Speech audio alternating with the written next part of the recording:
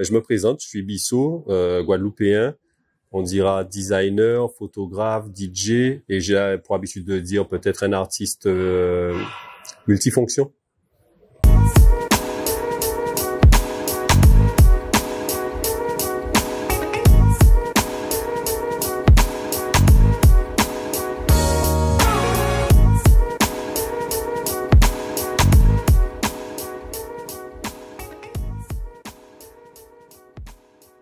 Alors, guadeloupéen également, Max Limol. Alors, je suis à la base consultant, je suis auteur, conférencier et producteur d'événementiels premium. Tout ça autour de la culture sneakers. Donc, c'est un concept que j'ai inventé, mais on aura le temps d'en parler. Je me rappelle d'une émission qui s'appelait HIP HOP à l'époque, qui était présentée par un animateur qui s'appelait Sydney. Et si tu veux, dans cette émission, on parlait de hip-hop, de danse, enfin de la culture hip-hop, de la danse, voilà. Et si tu veux, à cette époque-là, j'aimais danser, breaker, tourner sur la tête. Et avec un ami, on a vu un gars tourner sur la tête. Et à ses pieds, il avait une Adidas Americana. Et avec mon pote, on s'est dit, mais si on a ça au pied, peut-être qu'on pourra tourner sur la tête. Donc ça a été mon premier rapport à sneakers, puisque du coup, je me suis débrouillé pour trouver cette paire de chaussures. Mon ami aussi.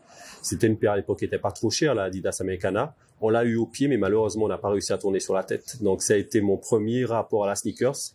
Et c'est à partir de là que tout a commencé, en fait. Alors, pour ma part, j'ai commencé le basket très tôt, à Pointe-à-Pitre en plus, avec monsieur Valère Lamy, un éducateur hors pair. Et à l'époque, pendant très longtemps, on n'avait qu'une seule paire de chaussures de sport pour durer toute l'année. Donc, mon plaisir, c'était de regarder ce que mes copains portaient, comment les paires étaient designées. Donc, des fois, on fantasmait d'avoir la paire au pied, sauf que c'était nos amis qui l'avaient. Donc, c'est vraiment par le vecteur du basketball que je suis entré en contact avec la basket, et ça, c'était déjà à la fin des années 70. Professionnellement parlant, j'ai fait STAPS, tu vois, donc ça n'a rien à voir avec ce que je fais actuellement. Enfin, quoique tout a toujours un lien. Mais c'est vrai que la street m'a inspiré, puisque en vérité, l'Anteguada, et c'était, on était fait basket en la rue là. On faisait du foot, on faisait des suées, comme on disait, des souhaits. Ouais, je dis des suées. J'ai vécu trop à Toulouse, là, maintenant. Des souhaits. Et c'était football, c'était basket, on aimait le sport. Et on aimait le graffiti aussi, hein. On a aussi, vandalisé, entre guillemets. À l'époque, on disait vandaliser, maintenant c'est de l'art. C'est ça. Mais, la street m'a beaucoup inspiré dans tout ce que je fais actuellement, en vérité. Donc, j'ai une culture street. J'ai aussi une culture scolaire, entre guillemets. Et c'est peut-être le mix de tout ça, le fait d'être allé aussi en Europe, qui m'a fait évoluer, qui m'a permis d'avoir une vision un peu plus globale sur ce qui se fait dans le monde, mais tout en m'inspirant de ma culture, de ma propre culture en Guadeloupe, dans les West Indies. Voilà. Alors, mon parcours est assez différent, voire même académique, dans le sens où j'ai fait un bac économique, école de commerce, MBA aux États-Unis. Donc, j'étais pas du tout voué à faire tout ça. Et en l'occurrence, à un moment, j'ai saturé parce que je faisais du trading, du consulting en trading. Voilà, c'était un métier très prenant.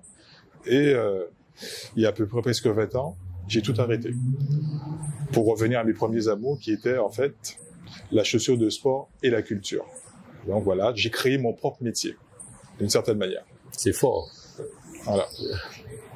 Bissot, je le connaissais un petit peu. En fait, dans cet écosystème sneakers, tout le monde se connaît à peu près, même si qu'on soit localisé en Guadeloupe, à Paris, à Toulouse.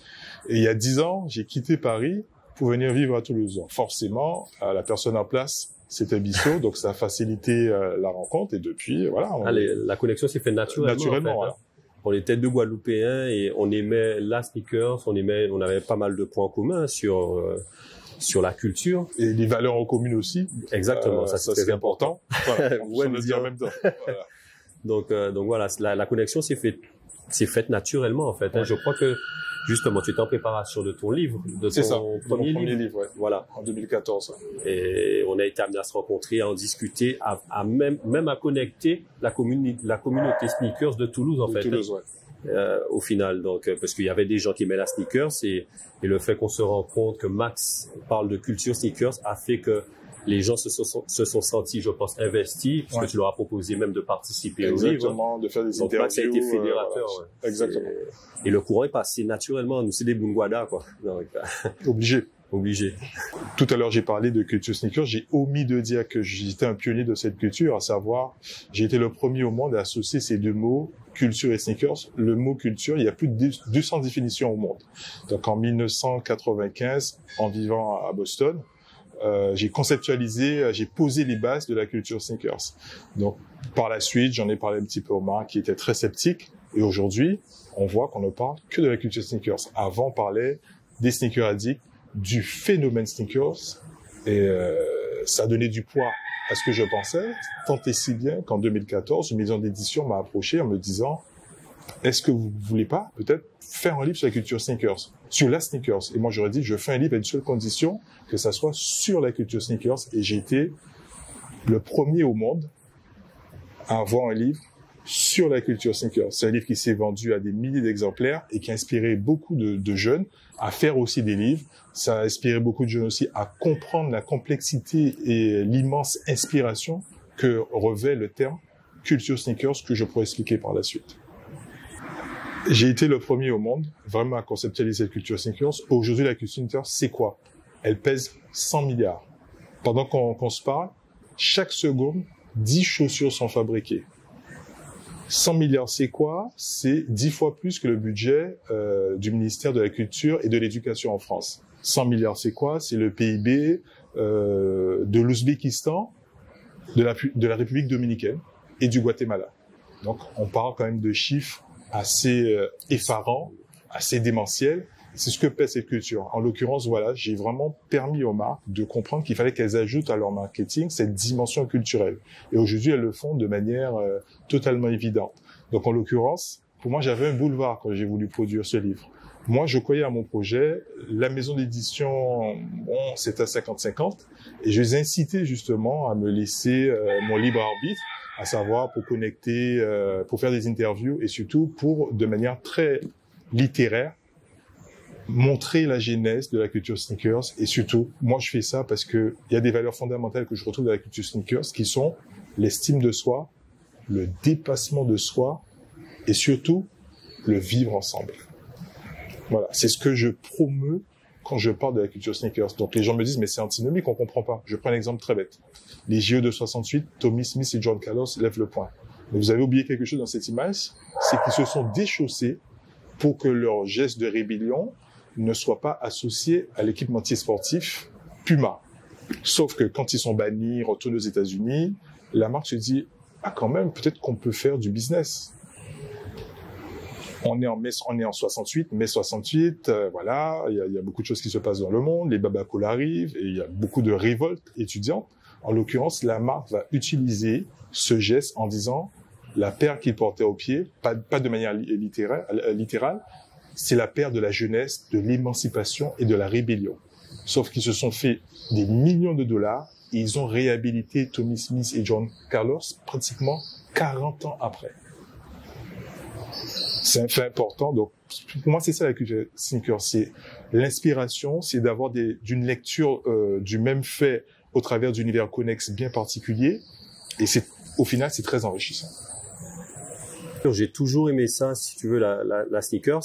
À la base même, je viens du monde aussi du sound system, tu vois. Donc moi, j'ai créé un sound system à l'époque, dans les années 2000, qui a très bien fonctionné, le Blackout Sound System. Donc la culture du débrouillard fait partie de moi. Et donc si tu veux, dans tout ce que j'ai fait, j'ai été autodidacte. Comme je t'ai dit, j'ai fait STAPS, donc que ce soit pour la photo, le mix, le design, je me suis fait par moi-même, quoi. Donc, mais c'est toujours la passion qui m'a animé. Donc, pour revenir à la sneakers, là où je fais un parallèle avec Max, c'est que quand Soconi est venu vers moi, ça a été aussi un peu du 50-50 quand j'ai proposé de mettre ma culture en avant. Et c'est donc pour ça, pour ne pas me retrouver bridé par rapport à ce que je voulais faire, je leur ai dit, écoutez, on va s'arrêter là de suite, vous ne me payez pas, je suis pas un philanthrope, hein, mais je voulais faire un truc, quelque chose, quoi, pour mon pays, ma culture, mais la Guadeloupe, mais aussi les Antilles, la Guyane. Et donc, du coup, ils t'imaginent bien qu'ils ont sauté sur l'occasion, hein, puisqu'ils n'avaient pas à me payer, que ce soit pour le design ou pour les paires qui allaient sortir dans le monde. Donc, ils m'ont dit, OK, on te suit. Et l'abondamment Jacques est né comme ça, quoi. J'ai eu carte blanche pour faire ce que je voulais, que ce soit pour la chaussure ou pour la boîte ou le papier de soie que l'on retrouve dans la boîte, qui généralement est blanc. Là, c'est un papier madras. Enfin voilà, j'ai eu le processus de création libre, quoi. Tu sais, pour moi, dans toute chose, dans l'art, pour moi, il y a toujours un message, quoi, en fait, en vérité. Et, chacun peut se l'approprier de différentes façons. Mais moi, à travers cette chaussure, c'était comme une toile. Je vais faire le parallèle. Tu es artiste aussi, plasticien. Donc, limite, j'ai reçu une silhouette chez moi toute blanche. Et c'était à moi de la peindre, en fait, en vérité. Et ce qui est important pour moi aussi dans la création, c'est d'avoir un storytelling. Donc, du coup, je peux te raconter mon processus de création. C'est passé par 3 étapes. Donc, j'ai coutume de dire une pensée, une idée et une image. Alors, je m'explique. C'est passé par une pensée pour ma maman. Donc, quand je me suis posé, je pensais à ma maman qui avait des petits soucis de santé, tout ça. Donc, c'est la première pensée qui m'est venue. Femme menue, douce et forte à la fois. C'est important ces mots. Pourquoi? Parce que derrière, j'ai eu l'idée du piment Mondamain-Jacques, qui, quand tu l'assaisonnes, tu l'utilises comme un assaisonnement ou pour agrémenter ton plat, il peut être doux et piquant à la fois. Voilà. Donc ça a été mon idée. Et ensuite m'est venue une image. Derrière, c'est la fête des cuisinières, avec nos femmes antillaises qui sont coquettes, qui sont comment on dit, qui sont bien apprêtées, ouais, de madras et de dentelle. Ce sont ces 3 éléments qui m'ont permis ensuite de me poser et de créer l'Abondamment-Jacques, en fait. Donc, on retrouve sur la chaussure les couleurs du piment Mondamain-Jacques, qui peut être vert, rouge, orange, multicolore. Et puis, la touche de madras, donc hommage à la fête des cuisinières, qui est quand même une fête importante chez nous, qui a plus de 100 ans, qui fait partie de nos traditions. On retrouve du bleu aussi sur la chaussure. Là, comme je te dis, je suis ouvert aux West Indies et à la Guyane, ok. Mais la petite touche de bleu dessus, c'est vraiment pour la Guadeloupe, c'est-à-dire que j'ai pensé à Karukéra, l'île aux belles eaux. Donc, il est important pour moi de rajouter cette petite touche un peu personnelle sur mon île, la Guadeloupe, et voilà. Donc, tu as un peu tout le processus de création. Tu vois, même, je sais pas si on voit la caméra, mais même la semelle.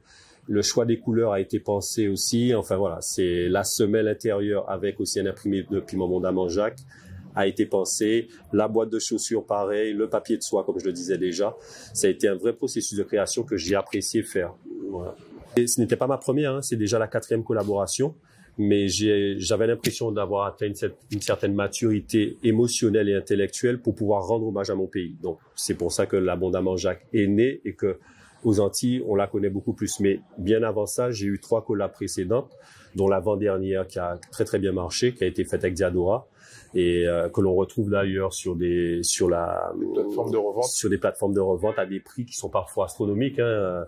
Je pense que le livre de Max aussi, c'est un peu la même chose. Les gens qui recherchent ce bouquin, malheureusement, s'ils veulent l'avoir, il faut qu'ils dépensent beaucoup plus que le prix retail, c'est ça, le prix d'achat initial, tu vois. Donc on est sur des produits d'exception.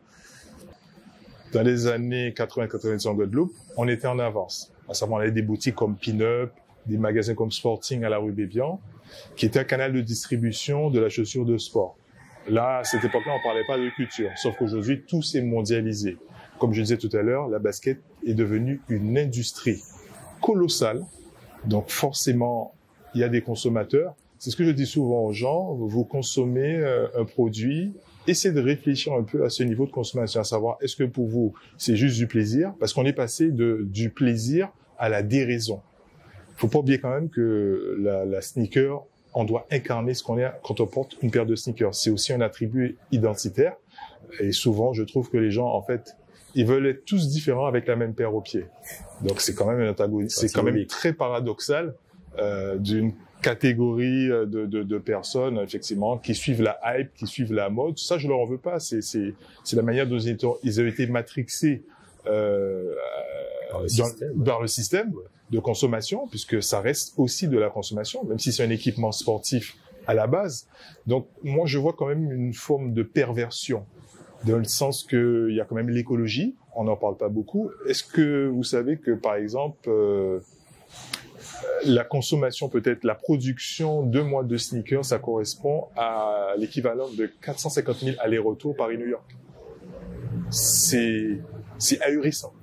Donc, on se préoccupe pas tellement de ces problèmes d'écologie qu'on relègue au second plan, voire même au troisième plan, mais il va falloir que les marques, même si elles ont commencé en amont à réfléchir, mais je pense que c'est devenu un trop-plein.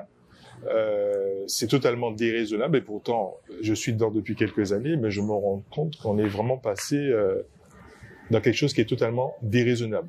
La bête a faim, on nourrit la bête.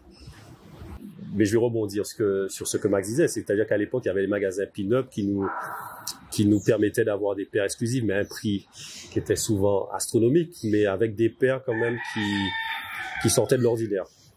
Je trouve que maintenant, ça a quand même évolué d'une manière un peu moins qualitative en vérité, parce qu'on a pas mal, je vais mettre un pavé dans la mare, mais on a pas mal de magasins qui font des sneakers avec de vraies paires et du fake. Donc ça, c'est un vrai problème ici en Guadeloupe, hein, puisque après, comme je disais, on vient du monde où c'est des bouillards pas péché, comme on dit, tu vois. Mais le problème, c'est que pas au détriment de notre propre peuple, tu vois. C'est quelque chose qui me perturbe, donc et qui est plutôt embêtant. Et je rebondis encore sur le fait qu'il y a des Guadeloupéens qui font des choses, quoi, dans le monde de la sneakers. On a Max, Herbie, je ne sais pas si tu as eu l'occasion d'entendre parler de lui, Herbie qui a pu faire un projet avec Nike et qui a mis en avant aussi sa culture guadeloupéenne, antillaise. Donc, et qui dernièrement a sorti aussi un bouquin sur la culture sneakers. La diversité et la culture. La diversité et la culture. Donc, en fait, on a des gens ici qui aiment la sneakers, qui viennent d'ailleurs, mais aussi des gens qui sont ici. Il y a vraiment une grosse communauté de sneakers addicts ici, hein, qui est présente, qui essaie de faire les choses bien, qui s'approvisionne un peu partout, tu vois. Et je trouve que, au final, tu vois, je suis parti de pin-up qui vendaient des paires d'exception à des magasins qui vendent du fake, mais de manière générale, ça reste assez positif parce qu'il y a des gens qui se sont appropriés la culture sneakers chez nous et qui la font vivre en fait. Donc d'ailleurs un gros big up à eux. Hein. Donc chez nous on est quand même actif et réactif par rapport à ce qui se passe dans le monde. Et véatif aussi. Donc c'est important de le dire. Et comme pour compléter un peu ce que Bissot disait, moi je pense qu'il n'y a pas qu'une seule culture sneakers. Il y a des cultures sneakers, il y a des consommations différentes aussi. Il y a ce fameux creuset des générations. Je consomme plus de la même manière qu'un jeune de 18 ans, de 16 ans qui va avoir sa première paire, la paire qu'il a vraiment voulu, pas celle qu'on lui a imposée. Nous, on a connu ce phénomène qu'on a appelé la revanche. Les paires qu'on n'a pas pu avoir adolescents, mais quand on est rentré dans la vie active, on les a pratiquement toutes rachetées. Donc voilà, c'est un phénomène, c'est devenu une culture, peut-être que ça deviendra autre chose. Donc je ne suis pas fermé à ce que la culture sneakers s'efface pour laisser place à autre chose et qu'elle revienne dans 20, 30 ans. C'est important aussi de le soutenir. C'est vrai. Pour ma part, la vraie inspiration, elle vient de cet éducateur hors pair que j'ai cité, Monsieur Valère Lamy, qui était mon coach de basketball, mais qui était plus que ça, pour moi en tout cas, ou pour toute une génération de Guadeloupéens qui sont passés. Je crois même que le président Chalut s'est passé dans ses mains, c'est vous dire.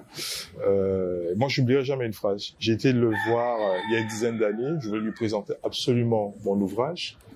Il était déjà très âgé et il m'a dit, Max, tu fais quoi? Il m'a dit, tu as une famille, tu as des enfants. Il m'a dit, c'est ma plus grande réussite. J'étais étonné, j'étais fier, étonné. Il me dit, tu sais pourquoi? Tu sais pourquoi j'étais dur comme ça avec vous tous? Parce que je voulais que vous soyez des êtres capables de résister à toute forme de pression.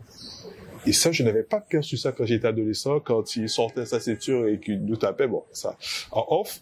Mais il voulait nous motiver. Il voulait, en fait, qu'on se valorise les uns les autres, qu'on ait confiance en nous. Donc, quand il me l'a dit, j'ai ressenti quelque chose de magnifique. Et voilà, c'était le travail de l'homme, c'était sa mission de vie. C'était que nous, on soit au basket et qu'à partir du basket, on développe des valeurs familiales et qu'on devienne des hommes capables d'endurer la pression. Parce que je n'avais pas du tout compris ça à l'époque. Voilà, c'est mon clin d'œil à Monsieur Valère Lamy. Ben moi, comme je disais tout à l'heure, c'est vraiment ma maman.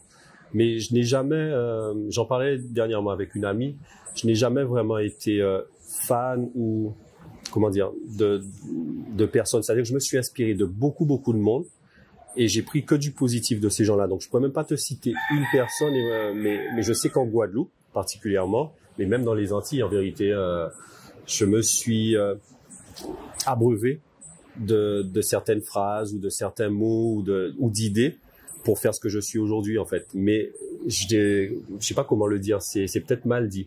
C'est pas que je ne suis pas fan de personne, mais c'est que j'ai l'impression d'être une espèce d'hybride. Oui, d'hybride, d'aspirateur à bonnes idées, parce que en fait, c'est comme ça que ça vient dans ma tête pour créer les chaussures. Je ne saurais même pas l'expliquer. C'est que je m'arrête à un moment T, et puis je repense à des moments, je repense à des images, il y a des couleurs qui viennent, il y a des sons qui reviennent, et ouais, c'est ça mon processus de création. Et comme ça là, tu me dirais qui m'a inspiré ou qui m'inspire à part ma maman. Il y a rien qui me vient comme ça, là, tu vois. C'est comme quand on me demande quel est ton top 3 ou top 4 ou top 5 de sneakers.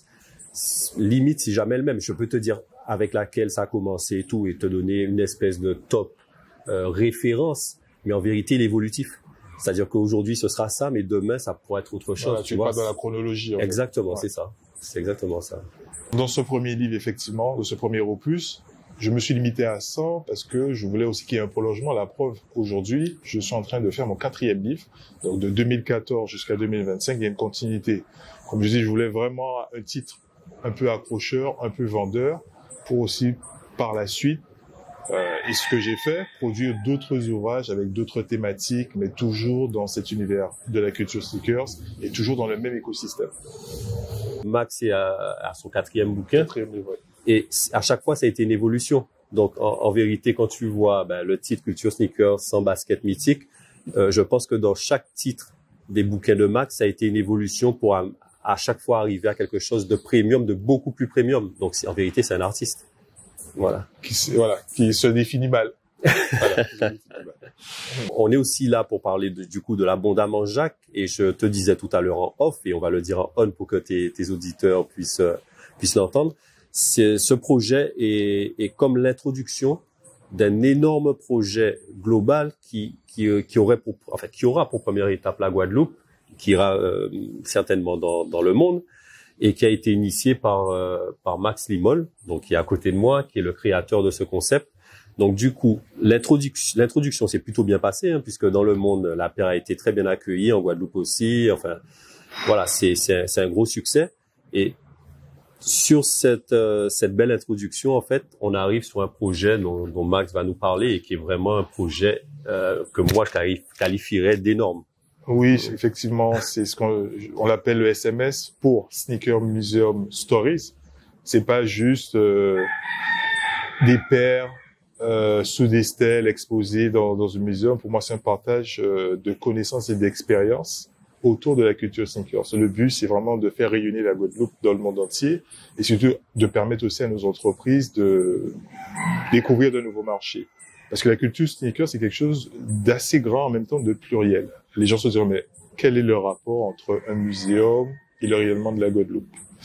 Des muséums, j'en ai fait dans des grosses capitales européennes, Paris, Bruxelles, Zurich.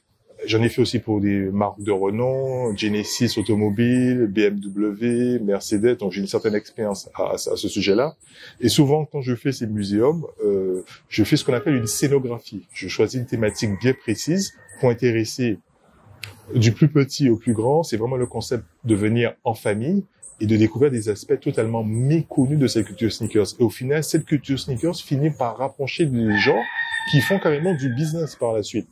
Voilà, c'est vraiment des espaces de coworking où il se passe des choses intéressantes. Moi, c'est ce dont j'ai envie de faire profiter à ma Guadeloupe natale, de cette expérience business coworking, et tout en passant par une scénographie aussi pour que les gens viennent admirer des pièces uniques, des pièces quelquefois qui n'ont pas été exposées dans le monde, dont je tairai le nom et consorts. Je veux leur faire cette surprise, cette très grande surprise, de voir que aussi en Guadeloupe, la Guadeloupe petite par la taille, mais grand par le talent, on a des gens de talent qui sont dans le monde entier et qu'on a quelquefois du mal à valoriser. Et je dirais pas que c'est le bon moment, ça serait un peu présomptueux que de le dire, mais faisons cet effort-là. Prenons le temps aussi de valoriser les gens qui nous ont inspirés et enrichis. En tout cas, moi, c'est mon mantra. Et je suis en parfaite adéquation, justement, avec ce projet. Hein. Voilà, c'est ça, vous voyez, on a parlé de ça, on n'a même pas parlé de sneakers. Parce que la sneakers, ce qui est bien, c'est qu'à travers la sneakers, on exporte le savoir-faire et l'authenticité de la Guadeloupe. Notre culture. Hein. C'est ça, notre culture proprement dit. C'est ça. Alors, ce que j'ai envie de faire passer comme message, c'est qu'il faut pas se laisser happer par la bassesse et la paresse. C'est pas ad hominem en l'occurrence. C'est de dire que souvent, on convoque des idées totalement négatives. On a du mal à voir ce qui fonctionne, le si peu qui fonctionne. Parce que le résultat d'un succès, c'est de nombreux échecs. Alors, on peut réussir une fois et échouer 9 fois. Je pense que j'aime pas dire le mot résilient. C'est un mot que je n'apprécie pas dans cet espace caribéen. Je pense qu'on a suffisamment de ressources en nous qui sont insoupçonnées et qu'on ne convoque pas, qu'on ne réveille pas. Déjà, seul, on peut aller loin, mais ensemble, on va beaucoup plus loin. On est beaucoup plus fort avec de belles sneakers aux pieds, mais attention. J'aime bien cette phrase, en fait, d'une anthropologue, donc une femme, Margot Desmélo, qui dit « Nos pieds et nos chaussures supportent bien plus que le poids de notre corps. Ils supportent un ensemble de poids symboliques, culturels et sociaux. » Pour moi, c'est une phrase immense et je m'arrêterai là. Qu'est-ce que tu veux que je dise derrière ça? Je vais être plus terre à terre, Max. Ah ouais, là. Ou ben, nous lyrics là. Ah ouais. Qu'est-ce que je peux dire derrière ça? Tu vois, là, ça peut être que compliqué. Non, moi, ce que je pourrais dire éventuellement, c'est être un peu plus terre à terre et répéter une phrase un peu bateau. Il n'y a que le travail qui paye. C'est une vérité. Et ce que disait Max aussi, c'est très important. C'est-à-dire qu'on peut se casser la figure une dizaine de fois, mais l'important, c'est de se relever et on peut réussir une fois et ce sera la fois qui fera que on rencontrera le succès ou le plaisir personnel d'avoir réalisé quelque chose d'exceptionnel. Parce que c'est important d'avoir confiance en soi. D'accord? Et les jeunes Guadeloupéens doivent savoir que, en vérité, on peut tout faire. C'est-à-dire qu'à partir du moment où on est passionné, moi, j'en suis la preuve vivante. Je n'ai pas fait d'études de photographie. Je n'ai pas fait d'études de DJ. Maintenant, il y a des écoles de DJ. Je n'ai pas fait d'études de design. Mais à partir du moment où on est passionné, qu'on a envie de faire quelque chose, qu'on y croit, on peut le faire, en fait. Et pour moi, c'est ça. C'est encore plus méritant de ne pas avoir fait toutes ces écoles et au final d'arriver à éclore et de créer des concepts autour de tout ça. Ça, c'est la force, en fait. C'est la vraie force, c'est la vraie clé d'émancipation. C'est de faire les choses par soi-même, de croire en soi, de créer ses propres concepts. Je trouve ça juste incroyable. Ouais, c'est génial. C'est pour ça, venez au Sneaker Museum. C'est très bientôt et vous comprendrez un peu comment tout ce processus. Ce dont on parle, ce dont on a discuté. Exactement. Ouais. On sera là pour répondre aux questions. Il y aura des masterclass, il y aura des conférences. Des ateliers de custom. Des ateliers de custom. Un film aussi un documentaire sera diffusé. Il y a quelqu'un qui est en train de nous filmer qui porte la paire au pied du documentaire. Voilà, je ne dirai pas plus, mais en l'occurrence, voilà, ça sera à destination des scolaires, peut-être aussi du grand public. Mais on essaie vraiment de faire quelque chose qui réunisse un peu tout le monde. Et nous, on a envie de rendre ce que la Guadeloupe nous a donné. Ça me paraît d'une évidence normale. C'est ça.